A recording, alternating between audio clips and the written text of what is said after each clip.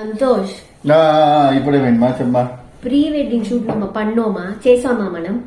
లేదే మనం ఏం చేయలేదు, తెలుసు కదా నాకు ఇష్టం ఉండదు. చూడు ఎంత మంది ఎలా చేస్తున్నారు, లక్షలు లక్షలు పెట్టుకొని ఫోటో తీస్తున్నారు. ఎక్కడెక్కడో డెస్టినేషన్ వెడ్డింగ్ ముందే ఎలా అయిపోయింది చూడు.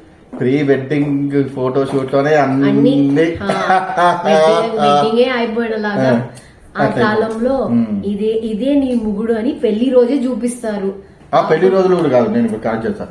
మా ఇక తెర ఉంటుంది కదా తెలుగులో, అప్పుడు తెలుస్తుంది ఓహో షీజ్ యువర్ వైఫ్ అది ఎట్లా ఉన్నా పర్వాలే, అమ్మాయి కూడా నీ మొగుడు కూడా ఎట్లున్నా పర్వాలే. ఇప్పుడు చూడు పెళ్లికి ముందే డేటింగ్లు, పెళ్లికి ముందే ప్రీ వెడ్డింగ్, దాంట్లో నేనే అలా అయింది ఈ జనరేషన్. మరి దానికి ఎంత ఖర్చులు. అవును.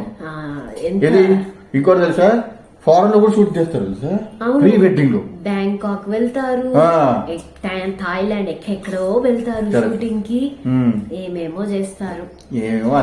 దానికి ఒక మ్యూజిక్ వెనకాలే సాంగ్ క్రియేట్ చేస్తారు, కంపోజింగ్ అన్ని కంపోజింగ్ ఉన్నా అన్ని చేస్తారు. దానికైనా స్పెషల్ వాళ్ళ పేరు వచ్చినలాగా ఒక సాంగ్ క్రియేట్ చేసి దాంట్లో వీడియో చేస్తున్నారు ప్రీ వెడ్డింగ్ షూట్. ఓహో ఈ విషయం నాకు తెలియదు మా.